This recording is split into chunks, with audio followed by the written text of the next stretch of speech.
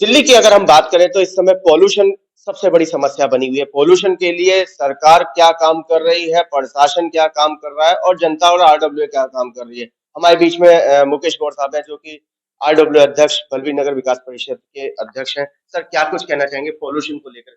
देखिए, पॉल्यूशन को लेकर मैं इतना ही कहना चाहूँगा कि ब सरकारें बहुत वर्षों से प्रयासरत हैं, जी, लेकिन जो मूल समस्या है, उस पर उनका ध्यान नहीं जाता। जी। जैसे एक छोटी समस्या है यहाँ पे, जिसको हम कई वर्षों से उठा रहे हैं, ट्रैक्टर ट्रॉली की। ट्रैक्टर ट्रॉली, बिल्कुल, ट्रैक्टर ट्रॉली एक वो वाहन है, जिसपे कोई आगे-पीछे नंबर नहीं होता, इसका बिल्कुल। चालान नहीं कटता हुँ, और जो इसको चलाता है, उसके पास लाइसेंस नहीं होता। बिल्कुल। तो और बेढंगे तरीके से बेढंगे तरीके से चलाते हैं और अगर इसमें ब्रेक लगाई जाए, तो अगर ब्रेक लगाते हैं, तो 10 मीटर तक ब्रेक लगाने के बाद भी ट्रैक्टर ट्रॉली पहुँचता है। पहुँचती है। और ये मैं जानना चाहता हूँ, ये जो ट्रैक्टर ट्रॉली चल रही है, किसकी शह पर चल रही है?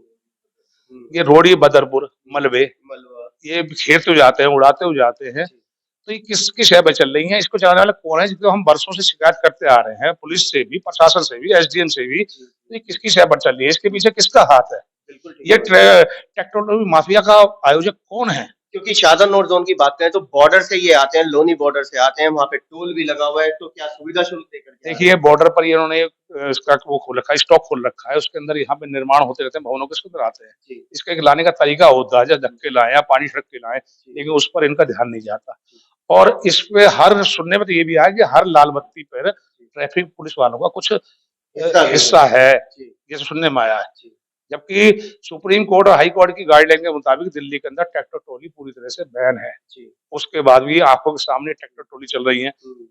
और जो प्रशासन आँखें मूंद के बैठा है। एनजीटी का खुलेआम मना है। एनजीटी जो हुँ, कि हर घर में चालान काटने में तो आगे रहती है और जी, इनका चालान काटने में पीछे रहती है। जी। तो ये सोचने की बात है, इसके पीछे कारण क्या है? हुँ।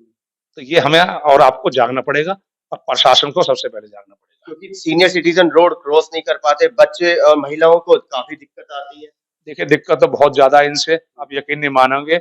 इनके कई बार ट्रैक्टर ट्रॉली के अंदर 4 पहियों का वाहन होता है, अगर इनके 1 पहिए में पंचर हो जाता, तब भी ये खींच चले जाते हैं इसको ठीक, लेके। बिल्कुल ठीक है। और इसकी आवाज़, हुँ, कान फोड़ो आवाज़ होती है क्योंकि भट-भट जो आती है, अगर जी, आप इसके पास से निकल जाए, तो आप आपस में एक-दूसरे से बात भी नहीं कर पाएँगे। बल्लभी नगर का क्या हाल है ट्रैक्टरों का आवागमन?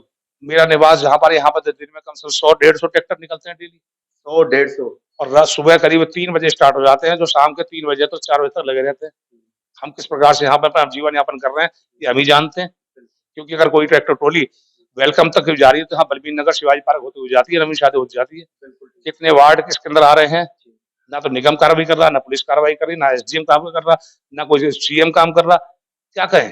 किससे कहें? मुकेश गौड़ जी की अध्यक्ष जी की बातों से तो ये लगता है कि बाप बड़ा ना भैया, सबसे बड़ा रुपया। और कैमरामैन पवन शर्मा के साथ राहुल शर्मा, भारत टीवी।